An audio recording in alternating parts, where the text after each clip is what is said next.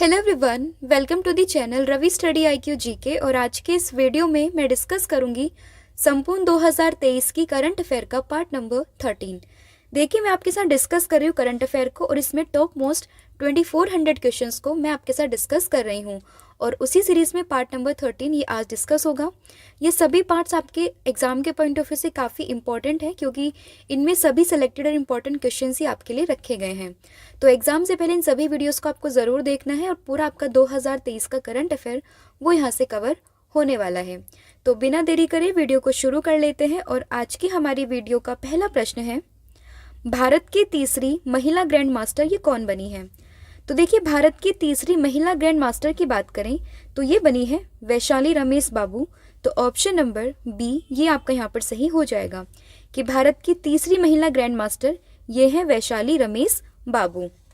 अब देखिए, जो ये वैशाली है ये चेन्नई से बिलोंग करती है और भारत की 84वीं ग्रैंड मास्टर बनी है। अब ये जो आयोजन था ये कहाँ पर हुआ था? तो ये बार्सिलोना स्पेन में था। और इनसे पहले कोनेरू हम्पी और हरिका द्रोनावल्ली ये ऑलरेडी भारत की ग्रैंड मास्टर बन चुकी है। तो देखिए, महिला कैटेगरी में तो पहले कोनेरू हम्पी और एक है हरिका और तीसरे नंबर पर अब बनी है वैशाली। लेकिन अगर ओवरऑल बात करें तो ये भारत की 84वीं ग्रैंड मास्टर बनी है। तो ये आपको ध्यान रखना है कहाँ से बिलोंग करती है। तो ये बिलोंग करती है चेन्नई से। फिर आपका नेक्स्ट क्वेश्चन है, टाइम्स मैगजीन के द्वारा पर्सन ऑफ द ईयर 2023 से किसे सम्मानित किया है या किसे नामित किया है? तो देखिए, टाइम मैगजीन ने पर्सन ऑफ द ईयर 2023 तो ये नामित हुई है टेलर स्विफ्ट। आपने इनके गाने मोस्टली सुने होंगे अगर आप इंग्लिश सॉन्ग्स के शौकीन हैं तो टेलर स्विफ्ट ये एक सिंगर है और इन्हें टाइम्स मैगजीन के द्वारा पर्सन ऑफ द ईयर 2023 के लिए चुना गया है। अब देखिए, इससे पहले अगर हम बात करें 2022 की, तो 2022 की जो टाइम मैगजीन थी उसमें जो पर्सन ऑफ द ईयर थे वो नामित हुए थे यूक्रेन के राष्ट्रपति जिनका नाम था व्लादिमीर जेलेंस्की। और इस बार ये नामित हुई हैं 2023 में मशहूर सिंगर जिनका नाम है टेलर स्विफ्ट। अगला क्वेश्चन है आपका, इंडिया इंटरनेट गवर्नेंस फोरम का आयोजन ये कहाँ किया गया?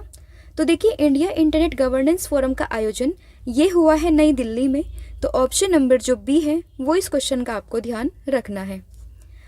अब देखिए, ये जो आपका इंडिया इंटरनेट गवर्नेंस फोरम था ये दिसंबर 2023 में नई दिल्ली में शुरू हुआ और ये इसका तीसरा संस्करण था। इससे पहले जो पहला संस्करण था ये हुआ था 2021 में और फिर दूसरा 2022 में और अब तीसरा संस्करण ये हुआ है 2023 में। और कहाँ पर हुआ है? नई दिल्ली में हुआ है। और थीम क्या है इसकी? तो ये है moving forward while adjusting to India's digital agenda. ठीक है, तो थीम आपके लिए इंपॉर्टेंट है, याद रखिएगा। और इस बार का ये हुआ है दिल्ली में और कौन सा है? ये तीसरा संस्करण ये इसका इस बार आयोजित हुआ है। अगला क्वेश्चन है, times athlete of the year 2023 से किसे नामित किया है? तो देखिए, अगर हम बात करें times athlete of the year की तो ये नामित हुए हैं अर्जेंटीना के महान फुटबॉलर जिनका नाम है लियोनेल मेसी। तो ऑप्शन नंबर जो सी है वो आप यहाँ पर याद रखेंगे। अर्जेंटीना के खिलाड़ी हैं लियोनेल मेसी, इन्हें ही Time's athlete of the year 2023 से नामित किया गया है। अब यहाँ से कुछ और फैक्ट आप याद रखेंगे लियोनेल मेसी को लेकर, जैसे कि अर्जेंटीना के खिलाड़ी हैं, ठीक है, times athlete of the year ये मैं बता चुकी हूँ आपको। इसके अलावा जो फीफा मेंस वर्ल्ड कप हुआ था तो इसमें अर्जेंटीना जीता था फ्रांस को हराकर और इसमें गोल्डन बॉल अवार्ड ये किसने जीता था? ये भी जीता था लियोनेल मेसी ने। इसके अलावा 8वीं बार बैलन डी और पुरस्कार विजेता तो ये भी कौन है? तो ये भी है लियोनेल मेसी। तो इतनी इन्फॉर्मेशन आपको लियोनेल मेसी से ध्यान रखनी है और उनकी कंट्री अर्जेंटीना ये भी आप ध्यान रखेंगे। अगला क्वेश्चन है आपका, NCRB की रिपोर्ट के अनुसार वर्ष 2022 में महिलाओं के खिलाफ सर्वाधिक आपराधिक मामले ये कहाँ पर दर्ज हुए हैं? तो देखिए, NCRB यानी कि नेशनल क्राइम रिकॉर्ड ब्यूरो।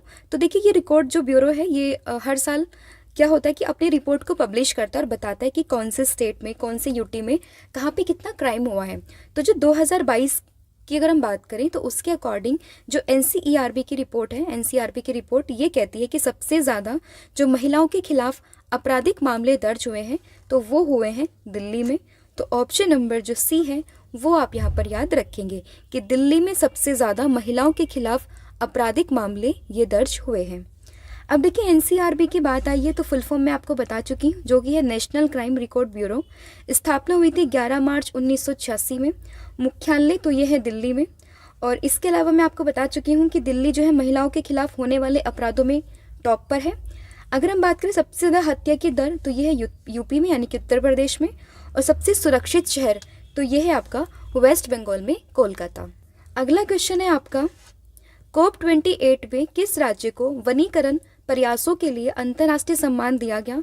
तो देखिए COP28 जो कि दुबई में हुआ है इस बार यूएई में, तो ये 12 दिसंबर तक होना है, ठीक है। और इसमें जो वनीकरण प्रयासों के लिए अंतर्राष्ट्रीय सम्मान दिया गया है वो दिया है बिहार को। तो ऑप्शन नंबर जो सी है वो आप यहाँ पर याद रखेंगे। अब देखिए COP28 में बिहार को वनीकरण प्रयासों के लिए अंतर्राष्ट्रीय सम्मान मिला है। और बिहार के विशेष रूप से जल जीवन हरियाली अभियान के माध्यम से संयुक्त राष्ट्र जलवायु परिवर्तन सम्मेलन के दौरान दुबई में, जो कि COP28 जहाँ पर हो रहा है, वहीं पे इस अंतर्राष्ट्रीय सम्मान से बिहार को सम्मानित किया गया है। तो ध्यान रखिएगा, ये मिला है बिहार को COP28 के दौरान, जो कि हो रही है कहाँ पर, दुबई में। अगला क्वेश्चन है आपका, टाइम्स मैगजीन ने किसे CEO ऑफ द ईयर ये चुना है? तो देखिए CEO ऑफ द ईयर तो ये चुने गए हैं Sam Altman. Option number B ये आप यहाँ पर याद रखेंगे। अब देखिए सैम अल्टमैन की अगर हम बात करें तो ये कहाँ से बिलोंग करते हैं? तो बेसिकली आपने आजकल बहुत ट्रेंड टॉपिक चल रही है AI और चैट जीपीटी, ठीक है, इस तरीके से। तो जो ओपन AI और चैट जीपीटी है उसके संस्थापक कौन है? तो ये है सैम अल्टमैन। और इन्हें इस बार टाइम्स मैगजीन के द्वारा CEO ऑफ द ईयर के रूप में नामित किया है, ठीक है। तो अभी 3 मैं आपको बता चुकी हूँ। अगर हम बात करें पर्सन ऑफ द ईयर तो ये है टेलर स्विफ्ट, जो कि मशहूर सिंगर है। उसके बाद एथलीट ऑफ द ईयर तो ये है लियोनेल मेसी। अगर हम बात करें CEO ऑफ द ईयर तो ये बने हैं सैम अल्टमैन। तो इतना इन्फॉर्मेशन आपको इस क्वेश्चन से याद रखना है। अगला क्वेश्चन है आपका, जस्टिस सुभाषिस तलपात्रा ने कौन से राज्य के हाईकोर्ट के रूप में 33वें मुख्य न्यायाधीश के रूप में शपथ ली है? तो देखिए जस्टिस सुभाषिस तलपात्रा की बात करें तो ये अभी उड़ीसा के नए मुख्य न्यायाधीश के रूप में इन्होंने शपथ ली है। तो ऑप्शन नंबर जो बी है ये आप यहाँ पर याद रखेंगे। देखिए हमारे देश में सबसे टॉप पर जो कोर्ट है उसका नाम है सुप्रीम कोर्ट, जिसको हम अपेक्स बॉडी कहते हैं, ठीक है। सबसे ऊपर आएगा आपका सुप्रीम कोर्ट। उसके बाद हर एक राज्य में एक हाई कोर्ट होता है। हालांकि 1-2 राज्यों का कोई कॉमन हाई कोर्ट भी हो सकता है। और अभी वर्तमान में हमारे देश में टोटल 25 हाई कोर्ट हैं। तो उसमें से जो उड़ीसा हाई कोर्ट है उसके जो चीफ जस्टिस बने हैं वो बने हैं कौन? जस्टिस सुभाषिस तलपात्रा। तो नाम इनका आपको ध्यान रखना है, कौन से स्टेट के बने हैं ये भी आपको ध्यान रखना है। नेक्स्ट क्वेश्चन है आप सभी के लिए कि 90वें भारत अंतर्राष्ट्रीय MSME एक्सपो और शिखर सम्मेलन 2023 का उद्घाटन ये किसने किया है? तो देखिए MSME एक्सपो और शिखर सम्मेलन 2023 का उद्घाटन ये किया है मनोज सिन्हा ने। तो ऑप्शन नंबर जो बी है ये आप यहाँ पर याद रखेंगे। मनोज सिन्हा कौन है? तो जम्मू कश्मीर के उपराज्यपाल हैं मनोज सिन्हा। इन्होंने ही दिल्ली में 9th भारत अंतर्राष्ट्रीय MSME एक्सपो और शिखर सम्मेलन 2023 का उद्घाटन किया है। तो ऑप्शन नंबर जो बी है वो इस क्वेश्चन का आप यहाँ पर याद रखेंगे। अब देखिए मैं आपको बता चुकी हूँ कि ये जम्मू कश्मीर के उपराज्यपाल हैं मनोज सिन्हा। उन्हीं के द्वारा नई दिल्ली में इस समिट का आयोजन ये या फिर उद्घाटन ये किया गया है। अगला क्वेश्चन है आपका, किसने स्वतंत्रता दिवस के अवसर पर हर घर तिरंगा बाइक रैली को हरी झंडी दिखाई है?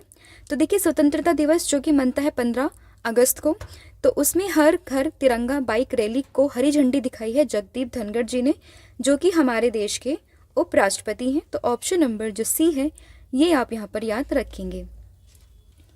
अब देखिए देश के उपराष्ट्रपति जगदीप धनखड़ ने दिल्ली के प्रगति मैदान से हर घर तिरंगा बाइक रैली को हरी झंडी दिखाई है।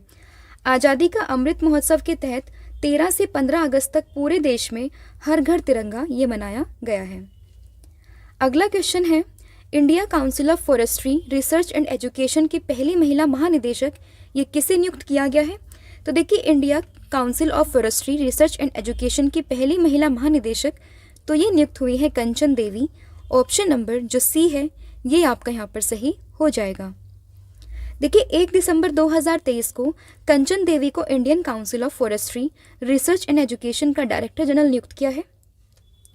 और कंचन देवी इस ICFRE के डायरेक्टर जनरल पद पर नियुक्त होने वाली पहली महिला IFS ऑफिसर भी हैं। तो ये भी आपको ध्यान रखना है। देखिए, अगर आपके एग्जाम के पॉइंट ऑफ व्यू से मैं बात करूं तो कोई भी चीज़ अगर पहली बार होती है या कोई भी अपॉइंटमेंट किसी भी फीमेल की वो पहली बार होती है तो वो आपके एग्जाम के पॉइंट ऑफ व्यू से इंपॉर्टेंट हो जाती है। तो वैसे ही यहाँ पर कंचन देवी का नाम आपको ध्यान रखना है, जो कि ICFRE की डायरेक्टर जनरल के पद पर नियुक्त हुई है। ठीक है, इसके अलावा FRI भी आप याद रख सकते हैं, फॉरेस्ट रिसर्च इंस्टीट्यूट। ये आपको देखने के लिए मिलेगा कहाँ पे, देहरादून में। ICFRE की बात करें, स्थापना हुई थी 1986 में और इसका भी मुख्यालय कहाँ पर है, ये है देहरादून में।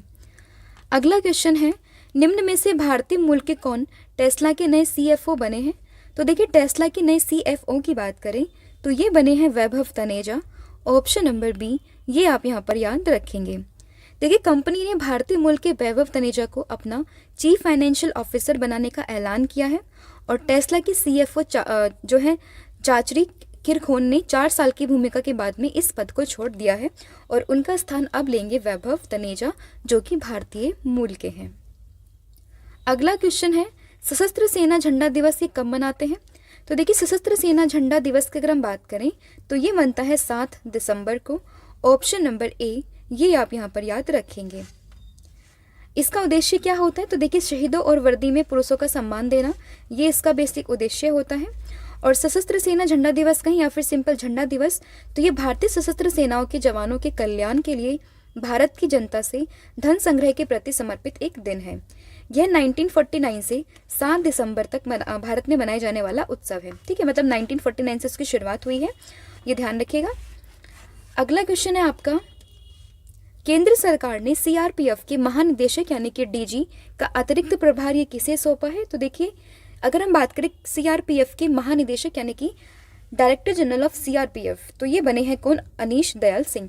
हालांकि इन्हें अभी अतिरिक्त प्रभार मिला है, अभी नियुक्ति होगी तो ये वापस से इसका जो पोर्टफोलियो है ये चेंज हो जाएगा। ठीक है, लेकिन अभी ध्यान रखेंगे, CRPF के महानिदेशक के रूप में अतिरिक्त प्रभार ये मिला है अनीश दयाल सिंह को। ऑप्शन नंबर ए, ये आपका यहाँ पर सही हो जाएगा। देखिए, अनीश दयाल सिंह अभी वर्तमान में ITBP के महानिदेशक हैं और CRPF का अतिरिक्त प्रभार ये इन्हें मिला है क्योंकि इससे पहले जो DG थे SL थाउसेन, उनका जो है रिटायरमेंट हो चुका है 30 नवंबर को। CRPF की बात करें तो फुल फॉर्म होती है सेंट्रल रिजर्व पुलिस फोर्स। स्थापना हुई थी 1939 में और मुख्यालय इसका नई दिल्ली में। अगला क्वेश्चन है आपका, भारत के पहले 3D printed post office building का उद्घाटन किस शहर में किया गया। तो देखिए, भारत के पहले 3D printed post office building का उद्घाटन तो ये हुआ है बेंगलुरु में। ऑप्शन नंबर ए, ये आपका यहाँ पर सही हो जाएगा। देखिए, केंद्रीय रेल मंत्री हैं जिनका नाम है अश्वनी वैष्णव। उन्होंने बेंगलुरु में 3D प्रिंटिंग तकनीक से निर्मित भारत के पहले पोस्ट ऑफिस का उद्घाटन किया है और डाकघर का निर्माण ये लार्सन एंड टुर्बो लिमिटेड ने किया है, जबकि IIT मद्रास ने इसके लिए टेक्निकल सपोर्ट प्रदान किया है। तो ध्यान रखिएगा, 3D प्रिंटिंग तकनीक से निर्मित भारत के पहले पोस्ट ऑफिस का उद्घाटन अश्वनी वैष्णव जी के द्वारा ये हुआ है बेंगलुरु में। अगला क्वेश्चन है, किस राज्य सरकार ने भगवान बिरसा मुंडा सड़क योजना लागू करने की घोषणा की है। तो देखिए, भगवान बिरसा मुंडा सड़क योजना ये लागू करने की घोषणा की है महाराष्ट्र सरकार ने। तो ऑप्शन नंबर जो ए है वो आप यहाँ पर याद रखेंगे। देखिए, महाराष्ट्र सरकार ने 18 अगस्त 2023 को राज्य के आदिवासी क्षेत्रों में भगवान बिरसा मुंडा सड़क योजना के कार्यान्वयन की घोषणा की है और योजना के तहत राज्य के 17 जिलों के आदिवासी क्षेत्र में सड़क कनेक्टिविटी बढ़ाई जाएगी। योजना का उद्देश्य है सुदूर आदिवासी क्षेत्रों को मुख्य सड़कों से जोड़ना। तो कोई भी अगर योजना आती है तो किसने लॉन्च की है, किस राज्य से, स्टेट की है या फिर सेंटर की है, और इसके अलावा उसका पर्पस क्या है यानी कि उसका उद्देश्य क्या है, ये आपको पता होना चाहिए। अगला क्वेश्चन है, अंडर 20 महिला विश्व कुश्ती चैंपियनशिप में किसने स्वर्ण पदक जीता है। तो देखिए, अगर हम बात करें under 20 women's world wrestling championship में तो यहाँ पर गोल्ड मेडल ये जीता है किसने, इनका नाम है प्रिया मलिक। ऑप्शन नंबर ए, ये आपका यहाँ पर सही हो जाएगा। देखिए, कुश्ती चैंपियनशिप हुई है, विश्व कुश्ती चैंपियनशिप 2023 का आयोजन ये जॉर्डन में किया गया और भारतीय महिला पहलवान प्रिया मलिक ने इतिहास रचते हुए 2023 अंडर 20 विश्व चैंपियनशिप में गोल्ड मेडल ये जीत लिया है। प्रिया ने महिलाओं के 76 किलोग्राम वर्ग में गोल्ड मेडल जीता है और जूनियर विश्व चैंपियनशिप में स्वर्ण पदक जीतने वाली दूसरी महिला पहलवान ये बन गई हैं। अगला क्वेश्चन है आपका, किस राज्य के मुख्यमंत्री ने अबुआ आवास योजना की घोषणा की है? तो देखिए, अबुआ आवास योजना की घोषणा ये की है झारखंड के मुख्यमंत्री ने। तो ऑप्शन नंबर जो डी है वो आप यहाँ पर याद रखेंगे। देखिए, 15 अगस्त 2023 को स्वतंत्रता दिवस के अवसर पर झारखंड के मुख्यमंत्री हेमंत सोरेन ने मोरहाबादी मैदान के राजकीय समारोह में राज्य की जरूरतमंद लोगों के लिए एक नई योजना जिसका नाम है अबुआ आवास योजना, इसकी शुरुआत की है। तो ऑप्शन नंबर जो इसमें यहाँ पर हो जाएगा आपका डी सही। ठीक है, अगला क्वेश्चन है आपका, निम्न में अंडर 20 विश्व कुश्ती चैंपियनशिप कौन बन गया है? तो देखिए, विश्व कुश्ती चैंपियनशिप की बात करें तो ये कौन बने हैं? तो ये बने हैं मोहित कुमार। ऑप्शन नंबर जो बी है ये यहाँ पर आपका सही हो जाएगा। देखिए, मोहित कुमार ने पुरुषों के 61 किलोग्राम भार वर्ग में रूस के एल्डर अखम दुनोनोव को हराकर ये खिताब अपने नाम किया है। ठीक है, और ये प्रतियोगिता बेसिकली कहाँ पर हो रही है? ये हो रही है जॉर्डन में। इससे पहले 2001 में पलविंदर चीमा, 2001 में फिर से रमेश कुमार और 2019 में दीपक पुनिया के बाद ये मोहित जो है वो अंडर 20 विश्व चैंपियनशिप में स्वर्ण पदक जीतने वाले भारत के चौथे पुरुष पहलवान ये बन गए हैं। अगला क्वेश्चन है, किसने मेरा बंगाल व्यसन मुक्त बंगाल अभियान ये शुरू किया है?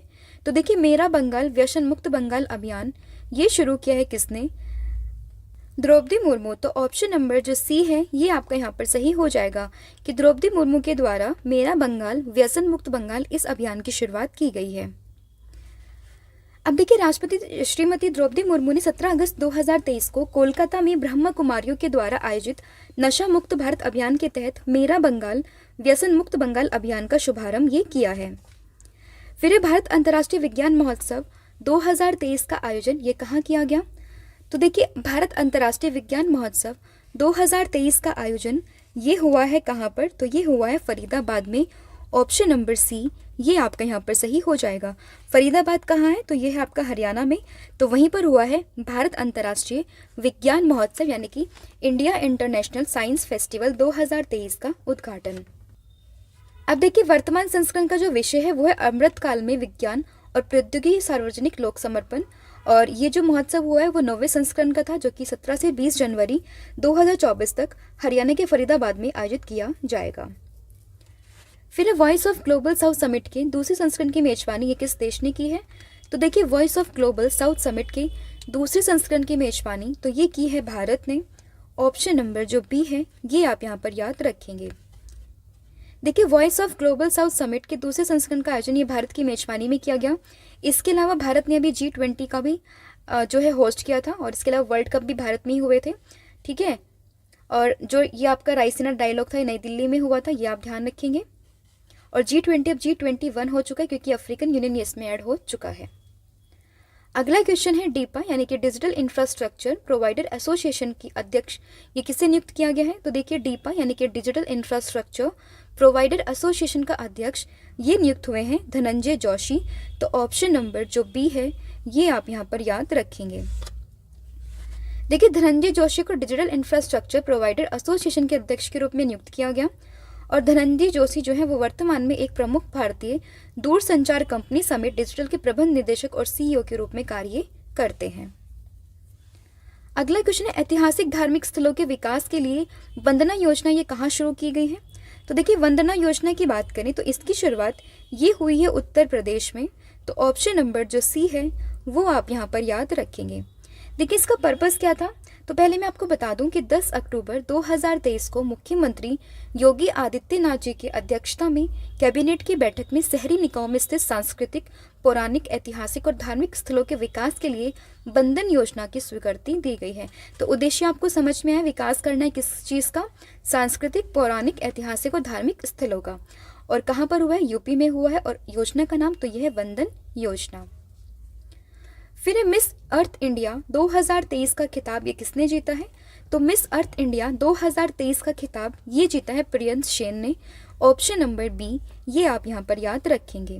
देखिए, मिस अर्थ इंडिया 2023 कार्यक्रम का आयोजन ये दिल्ली के जवाहरलाल नेहरू स्टेडियम में हुआ था और प्रियंश सेन इस बार की बनी है मिस अर्थ इंडिया 2023 और ये राजस्थान के सीकर की रहने वाले हैं, ये भी आपको ध्यान रखना है। फिर नितिन गडकरी ने 100% एथेनॉल फ्यूल पर चलने वाली कार ये कहाँ लॉन्च की है? तो देखिए 100% जो एथेनॉल फ्यूल पर कार चलने वाली है, इसको अभी लॉन्च किया है नितिन गडकरी जी के द्वारा। कहाँ पर? नई दिल्ली में। तो ऑप्शन नंबर जो सी है ये आप यहाँ पर याद रखेंगे। देखिए नितिन गडकरी केंद्रीय सड़क परिवहन और राजमार्ग मंत्री हैं और नितिन गडकरी ने लॉन्च की दुनिया की पहली एथेनॉल से चलने वाली टोयोटा इनोवा कार। तो नाम भी ध्यान रखेंगे, इन्होंने लॉन्च की है, नई दिल्ली में लॉन्च की और पहली एथेनॉल से चलने वाली ये कार है। नेक्स्ट क्वेश्चन है, किस राज्य के मरचा धान को जीआई टैग प्रदान किया गया है? तो देखिए मरचा धान की अगर हम बात करें तो ये है बिहार का और इसे ही अभी जीआई टैग प्रदान किया गया है। तो ऑप्शन नंबर जो सी है ये आप यहाँ पर याद रखेंगे। देखिए मिर्चा धान की बात करें तो बिहार के पश्चिमी चंपारण जिले में ये उगाया जाता है और मरचा धान बेसिकली काली मिर्च के समान दिखता है, जिस कारण से इसे मिर्चा या फिर मरचा धान के नाम से जाना जाता है। इसके अलावा देखिए बिहार का ये है, तो बिहार से कुछ और जीआई टैग को हम डिस्कस कर लेते हैं, जैसे कि मरचा चावल जो अभी मैंने डिस्कस किया, फिर मुजफ्फरपुर की लीची, भागलपुर के जर्दालू आम, कतरनी चावल, मिथिला के मखाना मोस्ट इंपॉर्टेंट है, और मगही पान। तो ये सभी हैं बिहार के और इन्हें मिला है वहाँ पर जीआई टैग। अगला क्वेश्चन है, दुनिया के पहले पोर्टेबल हॉस्पिटल का उद्घाटन ये कहाँ किया गया? तो देखिए दुनिया के पहले पोर्टेबल हॉस्पिटल का उद्घाटन ये किया गया है गुरुग्राम में। तो ऑप्शन नंबर डी ये आप यहाँ पर याद रखेंगे। गुरुग्राम ये कहाँ पर है? तो ये हरियाणा में है और ये दिल्ली एनसीआर वाले रीजन में आता है, तो ध्यान रखेंगे। दुनिया के पहले पोर्टेबल हॉस्पिटल का उद्घाटन ये हरियाणा के गुरुग्राम में किया गया है। अगला क्वेश्चन है, किस राज्य की सरकार के द्वारा मुख्यमंत्री शोर मिशन शुरू किया गया है? तो देखिए मुख्यमंत्री शोर मिशन की शुरुआत ये की है मेघालय ने। तो ऑप्शन नंबर जो सी है वो आप यहाँ पर याद रखेंगे। देखिए नवीनीकरण ऊर्जा का दोहन करने और बिजली की कमी को कम करने की दिशा में एक महत्वपूर्ण कदम में मेघालय के मुख्यमंत्री, जिनका नाम है कोनराड के सांगमा, उन्होंने मुख्यमंत्री शोर मिशन इसकी शुरुआत की है। पूर्वोत्तर पहाड़ी राज्य के लिए हरित प्रगति के लिए एक नए युग में प्रवेश करने के लिए इस उद्देश्य से इस पहल को शुरू किया गया है। तो ध्यान रखिएगा मेघालय ने शुरू किया है क्या? यह है आपका मुख्यमंत्री शोर मिशन। तो ऑप्शन नंबर जो सी है वो आप यहाँ पर याद रखेंगे। अगला क्वेश्चन है, अंतर्राष्ट्रीय युवा दिवस से कब मनाया जाता है? तो देखिए अंतर्राष्ट्रीय युवा दिवस की बात करें तो ये मनाते हैं 12 अगस्त को। तो ऑप्शन नंबर ए ये आपका यहाँ पर सही हो जाएगा। तो देखिए हर साल 12 अगस्त को हम मनाते हैं क्या? अंतर्राष्ट्रीय युवा दिवस। और इस दिन को मनाने की घोषणा ये यूएन के द्वारा 1999 में की गई थी। पहली बार इसको 12 अगस्त 2000 को अंतर्राष्ट्रीय युवा दिवस ही मनाया गया और इसकी थीम है green skill for youth towards a sustainable world. अगला क्वेश्चन है, जल पर्यटन और साहसिक खेल नीति 2023 को मंजूरी देने वाला राज्य ये कौन सा है? तो देखिए जल पर्यटन और साहसिक खेल नीति 2023 को मंजूरी देने वाला राज्य तो ये बना है उत्तर प्रदेश। तो ऑप्शन नंबर जो बी है ये आपका यहाँ पर सही हो जाएगा। देखिए उत्तर प्रदेश कैबिनेट ने 1 अगस्त को एक नीति को मंजूरी दी है जिसका उद्देश्य है राज्य को पानी, पर्यटन और एडवेंचर स्पोर्ट्स स्थल बनाना। इस नीति को सरकार के द्वारा घोषित होने की तिथि से 10 वर्ष के लिए मान्य होगा और जल पर्यटन और साहसिक नीति की नीति सभी अंतर्देशीय भूमि आधारित, वायु आधारित जल मार्गों, बांधों, जलाशय, झील, नदियां, तालाब और उत्तर प्रदेश के अधिकार क्षेत्र के भीतर विभिन्न जल निकायों और भूमि पार्सल पर किए जाने वाला साहसिक गतिविधियों पर लागू होगा। तो ध्यान रखिएगा जल पर्यटन और साहसिक खेल नीति 2023 को मंजूरी देने वाला राज्य तो ये बना है उत्तर प्रदेश। अगला क्वेश्चन है आपका, भारत ने किस साउथ अमेरिकी देश से कच्चे तेल का आयात ये फिर से शुरू किया है? तो ये क्या है? वेनेजुएला से। ऑप्शन नंबर सी ये आप यहाँ पर याद रखेंगे। देखिए अक्टूबर में वेनेजुएला पर अमेरिकी प्रतिबंधों को अस्थायी रूप से हटा दिए जाने के बाद से भारत ने आयात फिर से शुरू कर दिया, जिससे भारतीय रिफाइनरों को अपने तेल स्रोतों में विविधता लाने और मध्य पूर्व पर निर्भरता कम करने का अवसर ये मिला है। क्या है वेनेजुएला के साथ में? तो राजधानी इसका कराकास, मुद्रा है वेनेजुएला बोलीवर और राष्ट्रपति तो यह है निकोलस मादुरो। नेक्स्ट क्वेश्चन है, सुप्रीम कोर्ट के द्वारा कौन सा ऑनलाइन पोर्टल ये लॉन्च किया गया है? तो देखिए सुप्रीम कोर्ट के द्वारा जो ऑनलाइन पोर्टल लॉन्च किया गया है इसका नाम है सुस्वागतम। ऑप्शन नंबर जो ए है वो आप यहाँ पर याद रखेंगे। देखिए ये अभी जो पेट का एग्जाम होता है यूपी पेट का, उसमें भी ये क्वेश्चन पूछा गया था। तो ध्यान रखिएगा कि सुप्रीम कोर्ट ने लॉन्च किया ऑनलाइन पोर्टल जिसका नाम है सुस्वागतम। अब देखिए भारत के चीफ जस्टिस ने सुप्रीम कोर्ट में सुस्वागतम नाम से एक पोर्टल लॉन्च किया है और इस पोर्टल के जरिए सुप्रीम कोर्ट में सुनवाई में शामिल होना ये आसान हो जाएगा और सुनवाई के लिए एंट्री पास बनवाने के लिए अब काउंटर पे भी लंबी लाइन लगवानी नहीं पड़ेगी। आप आसानी से इस पोर्टल के थ्रू ये जो भी टिकट होती है उसको कर सकते हैं, अपने आप को अनरोल। अगला क्वेश्चन है, निम्न में से कौन से राज्य के जीवाश्म में पौधे खाने वाले डायनासोर की नई प्रजाति मिली है?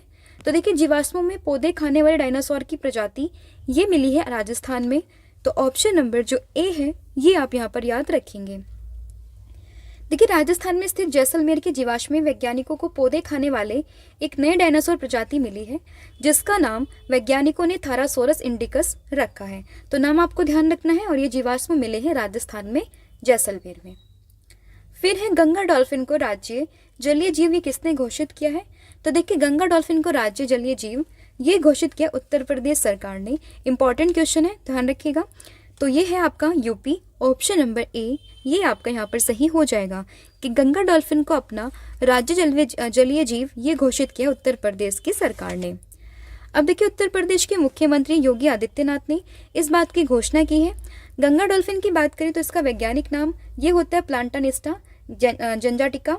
गंगा डॉल्फिन को वर्ष 2009 में भारत सरकार के द्वारा राष्ट्रीय जलीय जीव के रूप में भी मान्यता दी गई थी। और अगर हम बात करें डॉल्फिन डे की, यानी कि नेशनल डॉल्फिन डे, तो ये हर साल हम मनाते हैं 5 अक्टूबर को।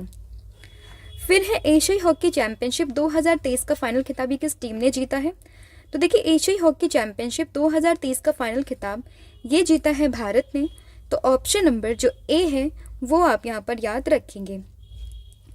देखिए, 12 अगस्त 2023 को चेन्नई में खेले गए फाइनल मैच में भारत ने मलेशिया को 4-3 से हराया। तो आपको ध्यान रखना है, भारत और मलेशिया के बीच में फाइनल्स हुआ था कहाँ पर? चेन्नई में 12 अगस्त को, जिसमें भारत जीता है और मलेशिया हार गया है। और इसी के साथ में भारतीय टीम ने चौथी बार एशियन चैंपियंस ट्रॉफी का खिताब ये अपने नाम किया है।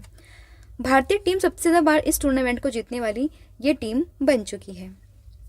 अगला क्वेश्चन है, यूके संसद की हाउस ऑफ लॉर्ड्स के द्वारा सशक्त महिला आइकन पुरस्कार से किसे सम्मानित किया गया है? तो देखिए, हाउस ऑफ लॉर्ड्स के द्वारा सशक्त महिला आइकन पुरस्कार से सम्मानित किया गया है मायरा ग्रोवर को। तो ऑप्शन नंबर जो बी है ये आप यहाँ पर याद रखेंगे। देखिए, मायरा ग्रोवर को ब्रिटेन की संसद की हाउस ऑफ लॉर्ड्स ने सशक्त महिला आइकन पुरस्कार से सम्मानित किया है। मायरा ग्रोवर की बात करें तो एक लेखिका है और नई दिल्ली सोशल वर्कर एसोसिएशन के सचिव भी ये है मायरा ग्रोवर। फिर वैज्ञानिक प्रसिद्ध वैज्ञानिक है विकास सिन्हा, इनका भी निधन हुआ था। तो उनका संबंध ये किस राज्य से था? तो देखिए, विकास सिन्हा की बात करें तो इनका निधन हुआ था और इनका संबंध है बेसिकली पश्चिम बंगाल से। तो ऑप्शन नंबर सी ये आपका यहाँ पर सही हो जाएगा।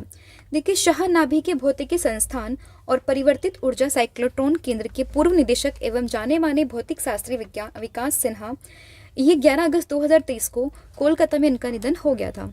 अब आपको ध्यान रखना है, 2001 में इन्हें पद्मश्री सम्मानित किया गया और 2010 में पद्म भूषण से इन्हें सम्मानित किया गया था। फिर इसरो का दूसरा स्पेस पोर्ट ये कहाँ स्थापित किया जाएगा? तो देखिए, इसरो का दूसरा स्पेस पोर्ट ये स्थापित किया जाएगा तमिलनाडु में।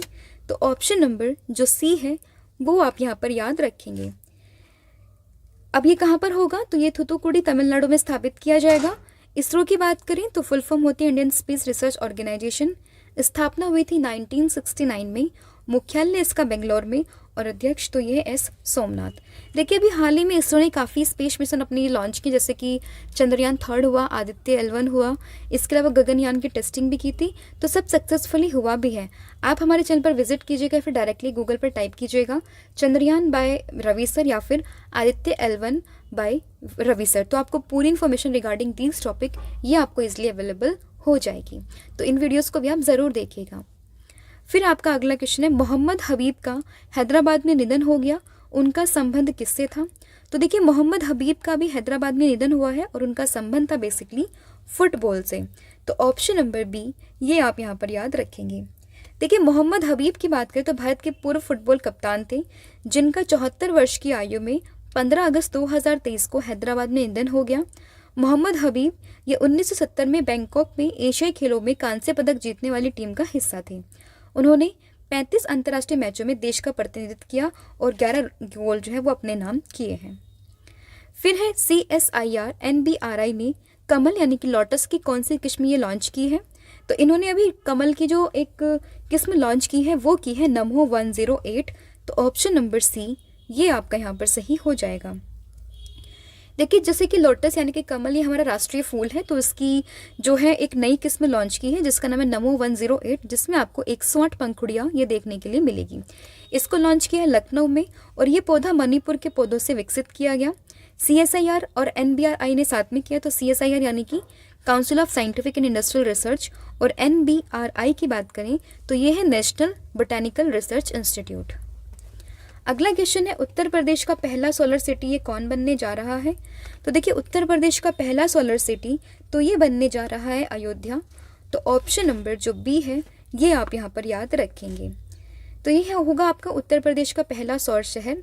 और अयोध्या की बात करें तो इसमें जो प्रदेश का पहला सौर शहर है इसकी जिम्मेदारी ये दी है NTPC को, यानी कि राष्ट्रीय ताप विद्युत निगम को। और NTPC अयोध्या में 40 मेगावाट क्षमता का सौर ऊर्जा संयंत्र लगाएगा। सरयू नदी के किनारे एक सोलर पार्क भी बनाया जाएगा, और अयोध्या ये भी सरयू नदी के किनारे ही बसा हुआ है।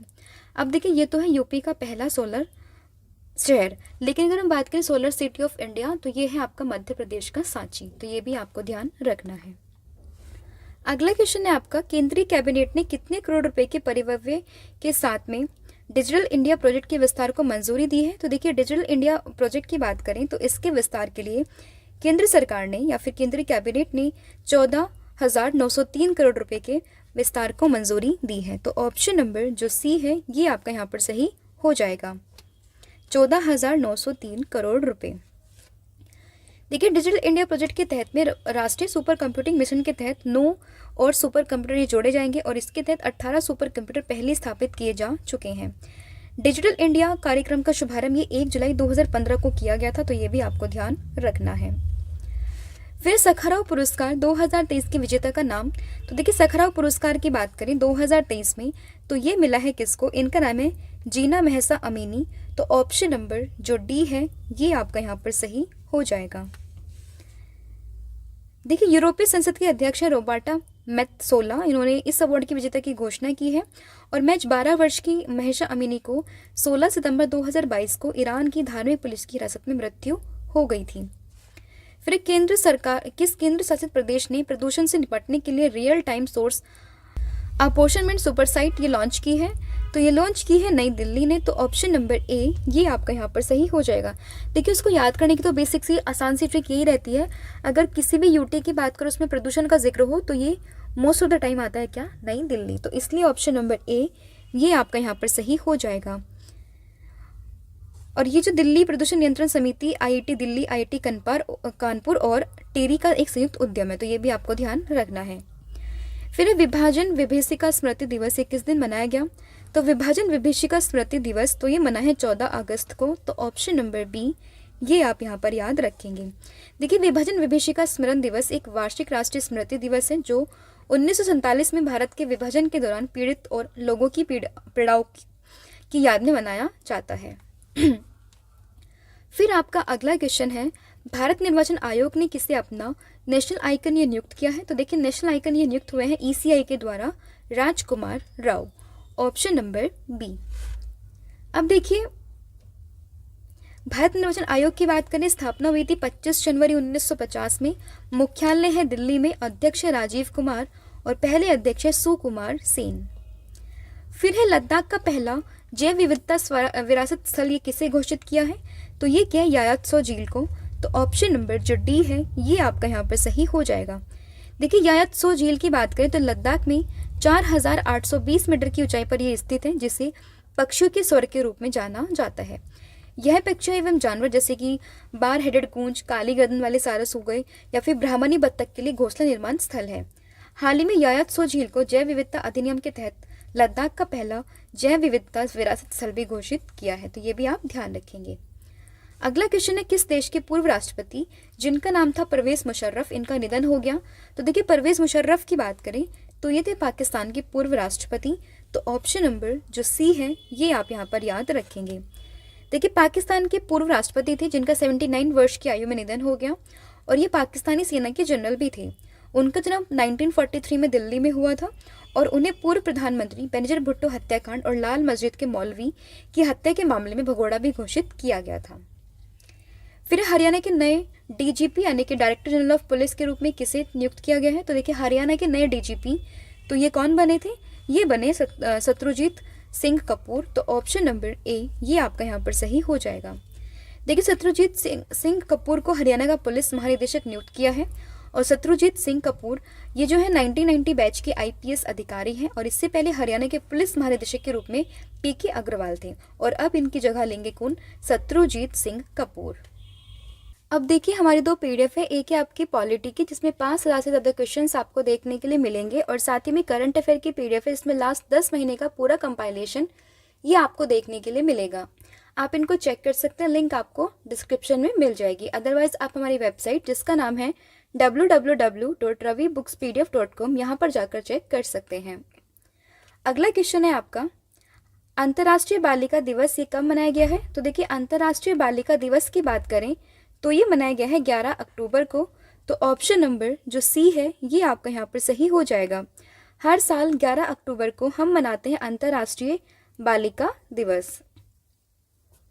अब देखिए लड़कियों के अधिकारों को मान्यता देने के लिए हर साल ये 11 अक्टूबर को अंतर्राष्ट्रीय बालिका दिवस ही मनाया जाता है। 19 दिसंबर 2011 को संयुक्त राष्ट्र महासभा ने 11 अक्टूबर को अंतर्राष्ट्रीय बालिका दिवस घोषित करने का प्रस्ताव अपनाया था और इस वर्ष की जो थीम है वो है लड़कियों के अधिकारों में निवेश, हमारा नेतृत्व, हमारा कल्याण। देखिए कोई भी डेज अगर इम्पॉर्टेंट होता है आपके एग्जाम के पॉइंट ऑफ व्यू से तो उसकी जो थीम होती है वो मैं आपको ज़रूर बताती हूँ। तो ऐसे ही जो है आपका 11 अक्टूबर जिसको हम मनाते हैं अंतर्राष्ट्रीय बालिका दिवस के रूप में, तो इसकी थीम भी आपको ध्यान रखनी है जो कि है लड़कियों के अधिकारों में निवेश, हमारा नेतृत्व, हमारा कल्याण। फिर आपका अगला क्वेश्चन है 36वां सूरजकुंड अंतर्राष्ट्रीय शिल्प मेला ये कहाँ पर शुरू हुआ है? तो 36वां सूरजकुंड अंतर्राष्ट्रीय शिल्प मेला इसकी शुरुआत हुई है हरियाणा में। तो ऑप्शन नंबर जो ए है ये आप यहाँ पर ध्यान रखेंगे। देखिए हमारे देश के जो उपराष्ट्रपति हैं जगदीप धनखड़ जी, इन्होंने 3 फरवरी 2023 को 36वें अंतर्राष्ट्रीय शिल्प मेले का उद्घाटन किया है और इसका समापन ये 19 फरवरी को हुआ है। इस वर्ष जो संघाई सहयोग संगठन है यानी कि SCO उसने सूरजकुंड मेले का भागीदार राष्ट्र है और SCO में भारत, चीन, कजाकिस्तान, किर्गिस्तान, रूस, पाकिस्तान, तजाकिस्तान और उज्बेकिस्तान ये सभी कंट्री शामिल हैं। यहाँ पर ध्यान देने योग्य ये बात है कि जो संघाई कॉरपोरेशन ऑर्गेनाइजेशन है यानी कि SCO, तो इसका हेडक्वार्टर बच्चे कंफ्यूज करते हैं, वो लगा देते हैं संघाई चीन में, लेकिन इसका हेडक्वार्टर संघाई में नहीं है, इसका हेडक्वार्टर आपको चीन की कैपिटल बीजिंग में देखने के लिए मिलेगा। अगला क्वेश्चन है ऐतिहासिक स्मारक घोषित किए जाने वाला कुट्टिकक्कनम पैलेस ये किस राज्य में स्थित है? तो देखिए ऐतिहासिक स्मारक घोषित किए जाने वाला कुट्टिकक्कनम पैलेस ये स्थित है आपका केरला में। तो ऑप्शन नंबर जो ए है वो आप यहाँ पर याद रखेंगे। देखिए कुट्टिकक्कनम वागामोन और थेक्केडी के बीच स्थित एक हिल स्टेशन है जिसे ऐतिहासिक स्मारक घोषित किया जाएगा। 130 साल पुराने कुट्टिकक्कनम पैलेस जो तत्कालीन त्रावणकोर के राजाओं का ग्रीष्मकालीन निवास था और ध्यान रखें केरल में है कि, और राज्य पुरातत्व विभाग के द्वारा इस पैलेस को जिसे अम्माची कोटानम के नाम से भी जाना जाता है इसको अभी जो है वो स्मारक घोषित किया गया है। अगला क्वेश्चन है भारत के किस संस्थान के वैज्ञानिकों ने एक नए तारे की खोज की है? तो देखिए एक नए तारे की खोज ये की है भारतीय तारा भौतिकी संस्थान ने। तो ऑप्शन नंबर जो बी है ये आप यहाँ पर याद रखेंगे। देखिए बेंगलुरु स्थित भारतीय तारा भौतिकी संस्थान यानी कि इंडियन इंस्टीट्यूट ऑफ एस्ट्रोफिजिक्स के वैज्ञानिकों ने एक नए तारे की खोज की है और इस तारे को वैज्ञानिकों ने HE 10051439 ये नाम दिया है। फिर है निवेशक शिक्षा और संरक्षण नीति प्राधिकरण ने कहाँ पर निवेशक सारथी वैन शुरू की है? तो देखिए निवेशक शिक्षा और संरक्षण नीति प्राधिकरण ने निवेशक सारथी वैन इसकी शुरुआत की है दिल्ली NCR में। ऑप्शन नंबर ए ये आपका यहाँ पर सही हो जाएगा। देखिए निवेशक शिक्षा और संरक्षण निधि प्राधिकरण की मुख्य अधिकारी हैं। देखिए निवेशक शिक्षा और संरक्षण निधि प्राधिकरण की मुख्य कार्यकारी अधिकारी जो है अनीता झा अकेला, इन्होंने वित्तीय शिक्षा का प्रसार करने और दिल्ली NCR क्षेत्र में धोखाधड़ी वाली वित्तीय योजनाओं के खिलाफ जागरूकता बढ़ाने के लिए निवेशक सारथी नामक निवेशक जागरूकता वैन ये लॉन्च की है। इसकी थीम है अज्ञानता से वित्तीय स्वतंत्रता तक। अगला क्वेश्चन है, नेक्स्ट क्वेश्चन है नीति आयोग ने किसके सहयोग से देश के स्कूली छात्रों के लिए नेशनल स्पेस इनोवेशन चैलेंज 2023 ये शुरू किया है? तो देखिए नेशनल स्पेस इनोवेशन चैलेंज 2023 तो इसकी शुरुआत ये की है इसरो ने ऑप्शन नंबर जो बी है ये आपका यहाँ पर सही हो जाएगा। तो नीति आयोग के अटल नवाचार मिशन ने इसरो यानी कि इंडियन स्पेस रिसर्च ऑर्गेनाइजेशन के साथ मिलकर देश के स्कूली छात्रों के लिए नेशनल स्पेस इनोवेशन चैलेंज ये शुरू किया है। इसरो की बात करें तो स्टैब्लिशमेंट ये हुई थी 1969 में। हेडक्वार्टर तो ये इसका बेंगलुरु में, और वर्तमान में जो अध्यक्ष है वो है एस सोमनाथ। अगला क्वेश्चन है, किस राज्य में मैपिंग तिब्बत प्रदर्शनी का आयोजन किया गया? तो मैपिंग तिब्बत प्रदर्शनी का आयोजन तो ये किया गया हिमाचल प्रदेश में। तो ऑप्शन नंबर जो ए है वो आपका यहाँ पर सही हो जाएगा। फिर आयुष मंत्रालय किसके साथ मिलकर ट्रेडिशनल मेडिसिन पर ग्लोबल समिट का आयोजन कर रहा है? तो आयुष मंत्रालय की बात करें तो ये WHO यानी कि वर्ल्ड हेल्थ ऑर्गेनाइजेशन के साथ मिलकर ट्रेडिशनल मेडिसिन पर ग्लोबल समिट का आयोजन कर रहा है। तो ऑप्शन नंबर जो बी है ये आपका यहाँ पर सही हो जाएगा। WHO यानी कि विश्व स्वास्थ्य संगठन और आयुष मंत्रालय ये गुजरात के गांधीनगर में मिलकर पहले पारंपरिक चिकित्सा वैश्विक शिखर यानी कि ट्रेडिशनल मेडिसिन पर ग्लोबल समिट का आयोजन ये करेगा। और ये समिट जो है वो कब हुआ है? तो 17 से 18 अगस्त के बीच में इस समिट को किया गया, जो हुआ है गुजरात के गांधीनगर में। अगला क्वेश्चन है, विस्टाडोम ट्रेन सेवा ये कहाँ शुरू की गई है? तो देखिए, विस्टाडोम ट्रेन सेवा की बात करें तो इसकी शुरुआत ये हुई है जम्मू कश्मीर में। ऑप्शन नंबर जो सी है ये आपका यहाँ पर सही हो जाएगा। देखिए, अक्टूबर महीने के अगर हम बात करें अक्टूबर में, तो जम्मू कश्मीर के उपराज्यपाल जिनका नाम है मनोज सिन्हा और केंद्रीय रेल मंत्री जो कि अश्वनी वैष्णव, तो इन दोनों ने जम्मू कश्मीर विस्टाडोम ट्रेन सेवा का शुभारंभ किया है। विस्टाडोम का मतलब होता है एक गुम्बद के आकार वाली ट्रेन। जब आप इस ट्रेन का सफ़र करोगे तो इसमें जो रूफ है और विंडोज़ हैं वो पूरी जो है शीशे यानी कि ग्लास की बनी हुई है, जिससे आप बाहर की चीज़ों को आसानी से देख सकते हैं। तो ध्यान रखिएगा, विस्टाडोम ट्रेन सेवा इसकी शुरुआत ये हुई है जम्मू कश्मीर में। फिर है, लोकसभा अध्यक्ष ओम बिरला ने किस स्थान पर 9वें राष्ट्रमंडल सदस्यता सम्मेलन का उद्घाटन किया है? तो देखिए, लोकसभा अध्यक्ष जो हैं अभी वर्तमान में ओम बिरला, तो इन्होंने 9वें राष्ट्रमंडल संसदीय सम्मेलन का उद्घाटन ये किया है उदयपुर में। तो ऑप्शन नंबर जो सी है ये आपका यहाँ पर सही हो जाएगा। फिर महिला फीफा विश्व कप 2023 का खिताब ये किसने जीता है? तो महिला फीफा विश्व कप 2023 की बात करें तो इसका खिताब ये जीता है स्पेन ने। तो ऑप्शन नंबर जो सी है ये आपका यहाँ पर सही हो जाएगा। देखिए, स्पेन की महिला टीम ने पहली बार ये महिला फीफा विश्व कप का खिताब अपने नाम किया है, और 2023 में जो ये फीफा महिला विश्व कप था इसका 9वां संस्करण ये आयोजित किया गया। और इस बार का जो महिला फीफा विश्व कप था इसकी मेजबानी ये की है ऑस्ट्रेलिया और साथ ही में इंग्लैंड ने। फिर ऑपरेशन चक्र 2 अभियान ये किसके द्वारा चलाया गया? तो देखिए, ऑपरेशन चक्र 2 इसकी शुरुआत ये की है CBI ने यानी कि सेंट्रल ब्यूरो ऑफ इन्वेस्टिगेशन के द्वारा। तो ऑप्शन नंबर जो डी है ये आपका यहाँ पर सही हो जाएगा। अब ऑपरेशन चक्र 2 इसका उद्देश्य क्या है? तो साइबर अपराधों का पता लगाने के लिए बेसिकली जो है ये ऑपरेशन चक्र 2 इसकी शुरुआत की गई है। ऑपरेशन चक्र 1 ये ऑलरेडी 2022 में चलाया गया था। किसके द्वारा? CBI के द्वारा। CBI की बात करें तो फुल फॉर्म होती है सेंट्रल ब्यूरो ऑफ इन्वेस्टिगेशन, जिसकी स्थापना हुई थी 1963 में, और हेडक्वार्टर ये आपको देखने के लिए मिलेगा नई दिल्ली में। नेक्स्ट क्वेश्चन है, कार्तिकेयन मुरली किस खेल से संबंधित है? तो देखिए, कार्तिकेयन मुरली की बात करें तो इनका संबंध ये है शतरंज से। तो ऑप्शन नंबर जो सी है ये आपका यहाँ पर सही हो जाएगा। फिर बिहार का चौथा कृषि रोड मैप ये किसने लॉन्च किया? तो बिहार का चौथा कृषि रोड मैप इसकी शुरुआत ये की है द्रौपदी मुर्मू ने, या फिर इसको कह सकते हैं आप लॉन्च किया है द्रौपदी मुर्मू ने। तो ऑप्शन नंबर जो बी है ये आपका यहाँ पर सही हो जाएगा। ये लॉन्च कब हुआ है? तो देखिए, जो अगर हम बात करें बिहार के चौथे कृषि रोड मैप की, तो इसको लॉन्च किया द्रौपदी मुर्मू ने अक्टूबर 2023 में। और ये जो रोड मैप है ये 2023 से लेके 2028 यानी कि 5 वर्षों तक चलने वाला है, और इसमें अगले 5 वर्षों में राज्य में कृषि के संबंधित जो भी विकास की कार्य योजना है वो बनाई गई है। फिर है विश्व मानवता दिवस 2023 यानी कि वर्ल्ड ह्यूमैनिटेरियन डे, ये कब मनाया गया? तो विश्व मानवता दिवस इसकी शुरुआत ये हुई है 19 अगस्त को, यानी कि 19 अगस्त को मनाते हैं। तो ऑप्शन नंबर जो बी है ये आप यहाँ पर याद रखेंगे।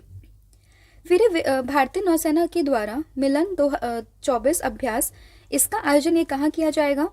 तो मिलन 24 की अगर हम बात करें तो इस अभ्यास का आयोजन ये किया जाएगा विशाखापट्टनम में। ऑप्शन नंबर जो बी है ये आपका यहाँ पर सही हो जाएगा।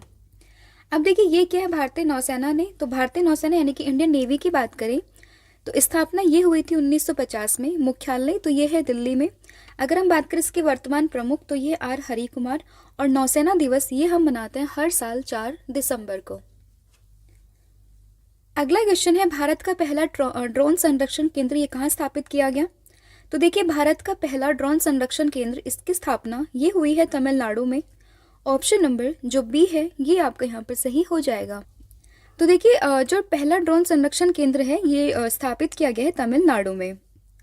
मानव रहित हवाई प्रणाली यानी कि जिसको हम शॉर्ट में ड्रोन भी कहते हैं, इसके द्वारा देश का पहला सामान्य परीक्षण केंद्र ये 45 करोड़ रुपए की लागत से तमिलनाडु में स्थापित किया जाएगा। और तमिलनाडु राज्य उद्योग संवर्धन निगम औद्योगिक पार्क वल्लम वडागल श्री पैगम्बदूर में स्थापित ये किया जाएगा। फिर भारत ने कहाँ पर पहली बार नाइट स्ट्रीट रेसिंग सर्किट ये लॉन्च किया है? तो देखिए, पहली बार night street circuit racing circuit launch ये कहाँ हुआ है? तो ये हुआ है चेन्नई में। ऑप्शन नंबर जो सी है ये आपका यहाँ पर सही हो जाएगा। फिर संयुक्त राष्ट्र दिवस यानी कि यूनाइटेड नेशन डे ये कब मनाते हैं? तो यूएनओ या फिर यूनाइटेड नेशन डे की बात करें तो ये हर साल मनता है 24 अक्टूबर को। ऑप्शन नंबर ए ये आप यहाँ पर याद रखेंगे। देखिए, यूएन की अगर हम बात करें यानी कि यूनाइटेड नेशन की, तो इसका मुख्यालय ये है न्यूयॉर्क में और अध्यक्ष तो ये एंटोनियो गुटरेस।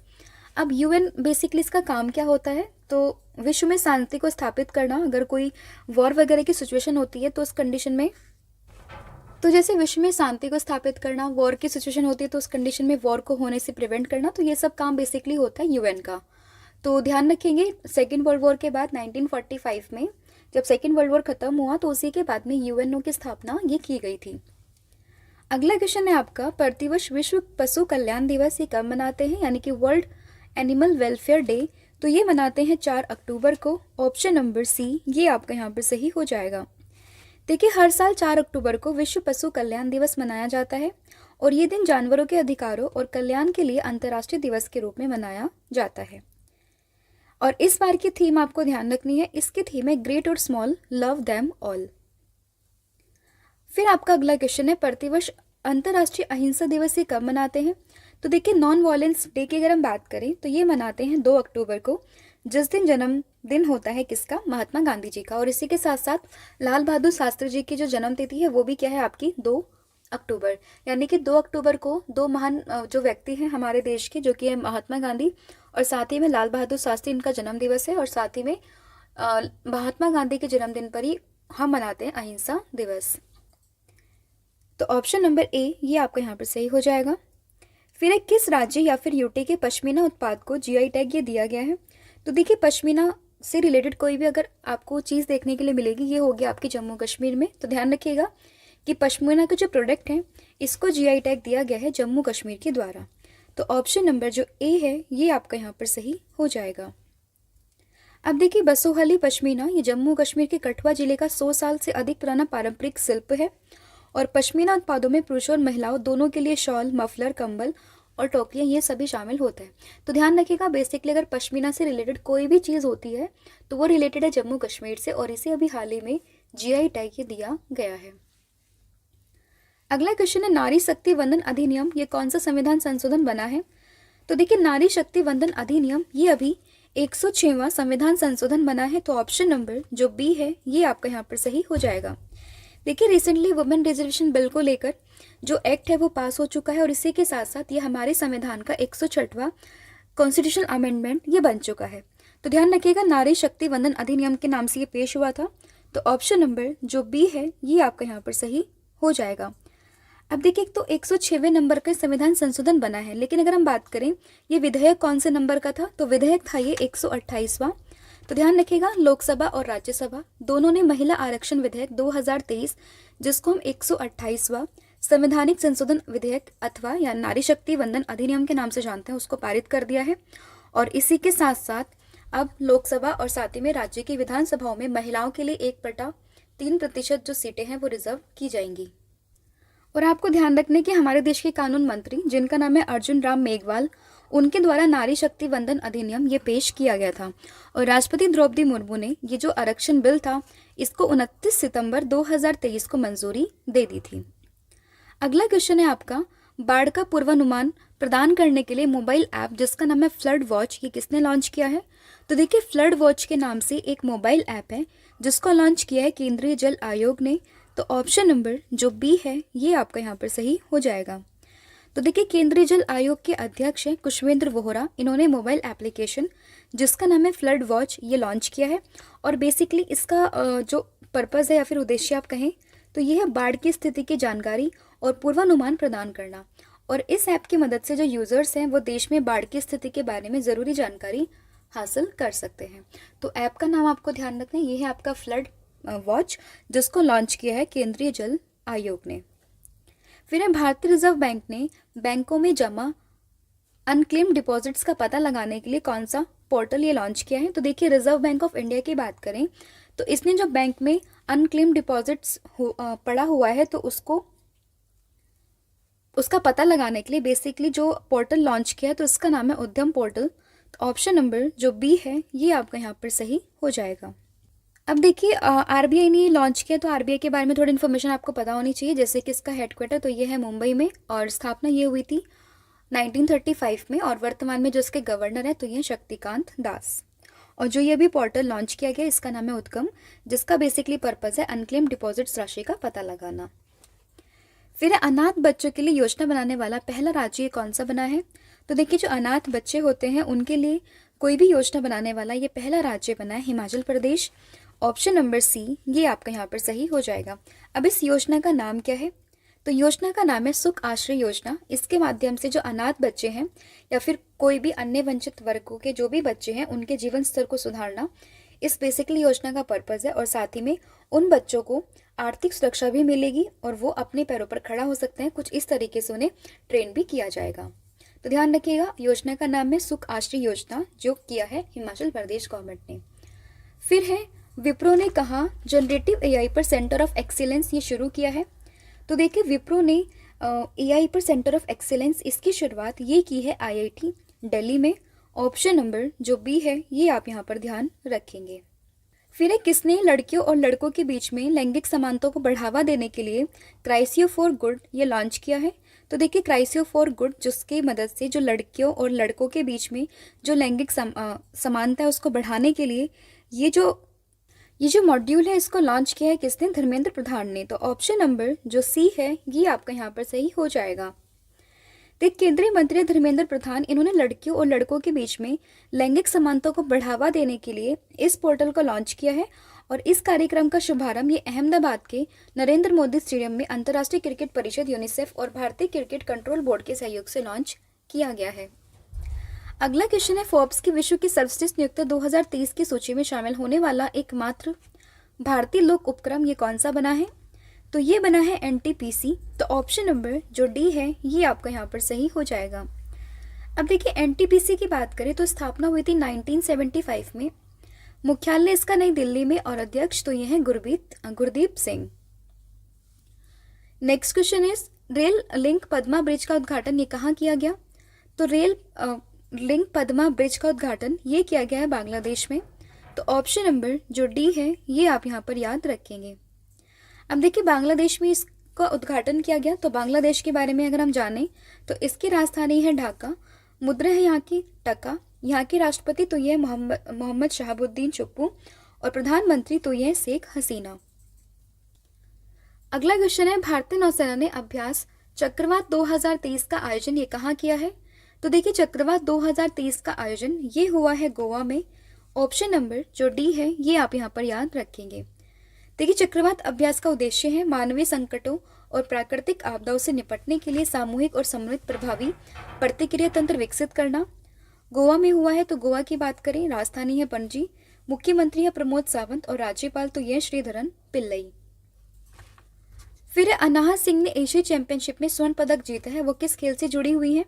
तो अनाहत सिंह की बात करें, इनका संबंध है स्क्वैश से। तो ऑप्शन नंबर जो डी है ये आप यहाँ पर याद रखेंगे। फिर कहाँ ओणम का सबसे शुभ दिन जिसका नाम है थिरु ओणम ये मनाया गया?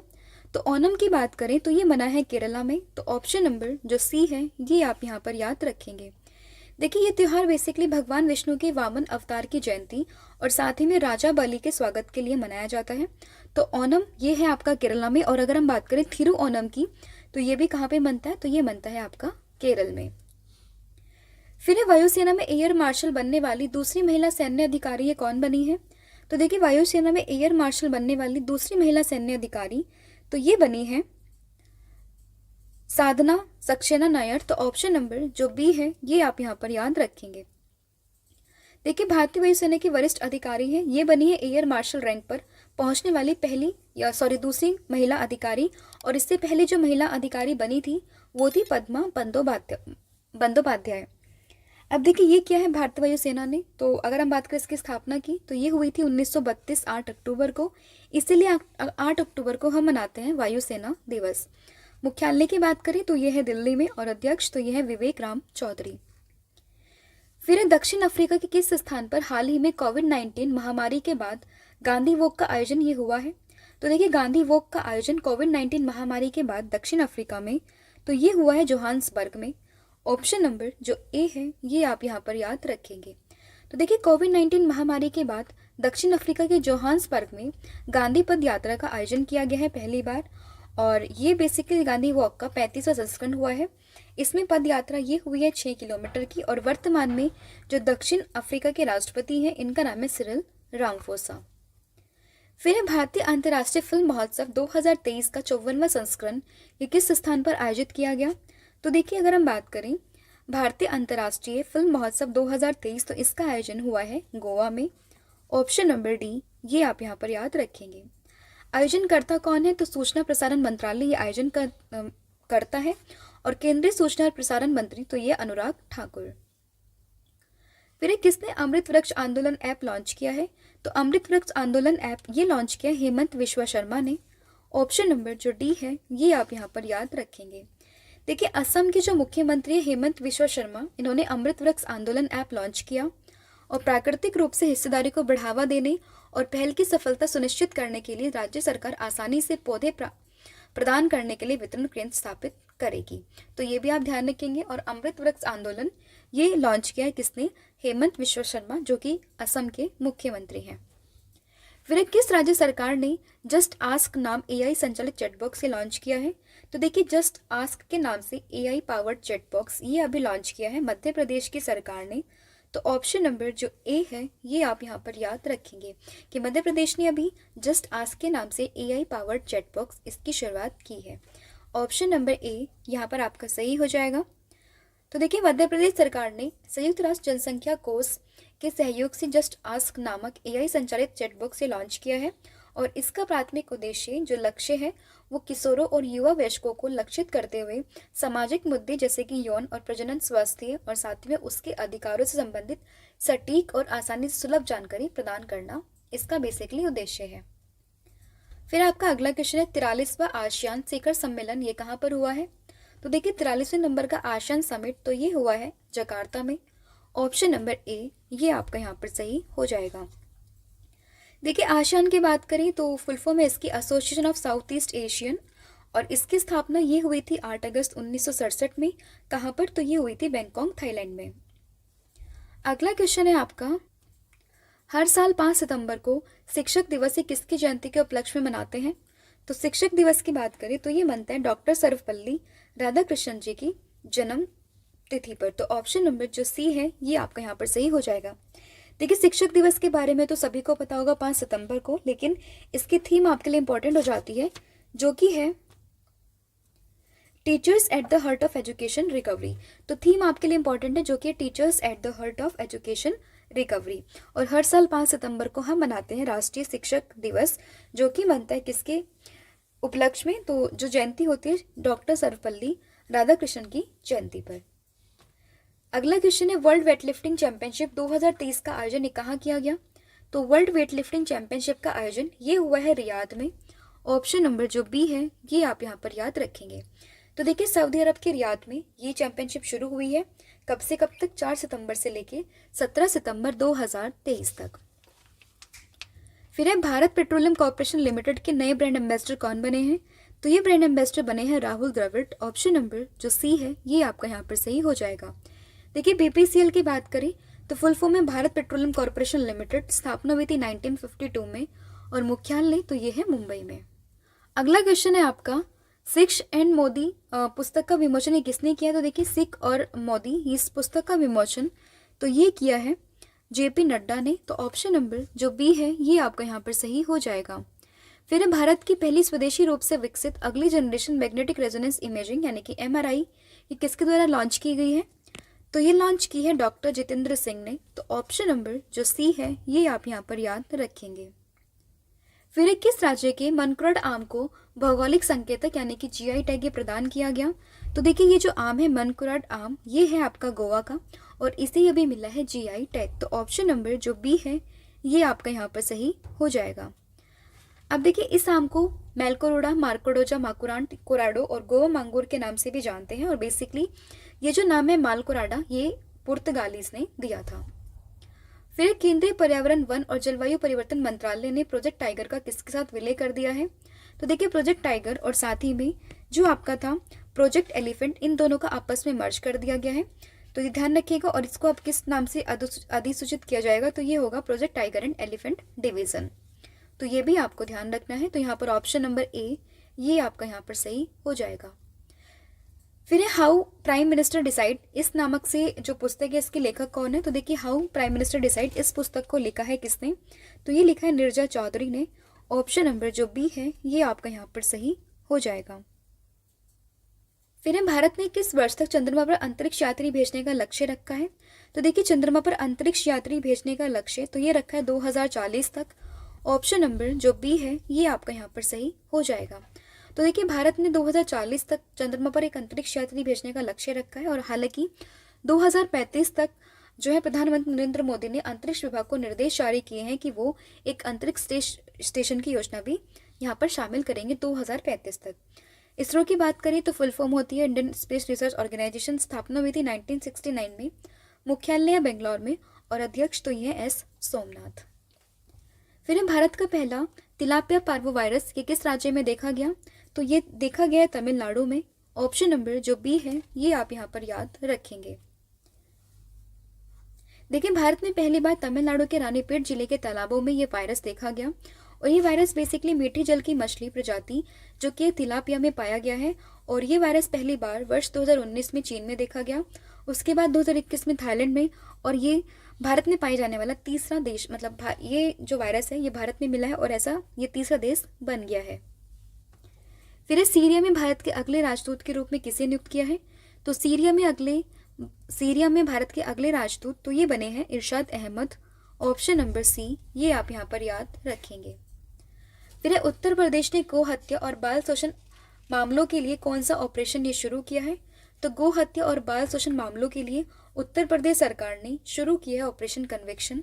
ऑप्शन नंबर डी ये आप यहाँ पर याद रखेंगे। तो देखिए उत्तर प्रदेश पुलिस विभाग ने राज्य में अपराधियों और माफियाओं से निपटने के लिए ऑपरेशन कन्विक्शन की शुरुआत की है। ऑपरेशन कन्विक्शन की बात करें तो अपराधियों की तत्काल गिरफ्तारी, उनके खिलाफ मजबूत सबूतों का संग्रह और गुणवत्तापूर्ण जांच और साथ ही में न्यायालयों के मामलों का प्रभावी प्रतिनिधित्व सुनिश्चित ये करेगा। तो ध्यान रहेगा ऑपरेशन कन्विक्शन इसकी शुरुआत ये की है उत्तर प्रदेश सरकार ने। तो देखिए ये थे आपके 100 important question related to current affair. Hopefully video आपको पसंद आया होगा। अब मैं आपसे पूछती हूँ टेस्ट के 2 क्वेश्चन जिसके आंसर आप मुझे कमेंट सेक्शन में दोगे। तो पहला क्वेश्चन है आप सभी के लिए कि टाइम मैगजीन के द्वारा पर्सन ऑफ द ईयर ये किसे घोषित किया गया है या किसे नामित किया गया है? इसका आंसर आप मुझे कमेंट सेक्शन में दोगे। और दूसरा आपका क्वेश्चन है time athlete of the year ये 2023 से किसे नामित किया गया है? तो दोनों आपको बताना है पर्सन ऑफ द ईयर और साथ ही में एथलीट ऑफ द ईयर ये किसे नामित किया गया है। तो ये था आपका आज का वीडियो जिसमें हमने डिस्कस किया आपके साथ 100 टॉप मोस्ट इंपॉर्टेंट क्वेश्चन। अब मिलते हैं नेक्स्ट वीडियो में जिसमें हम डिस्कस करेंगे नेक्स्ट इंपॉर्टेंट 100 क्वेश्चंस को। तो आज के लिए thank you so much and have a good day and wish you all the very best for upcoming exams.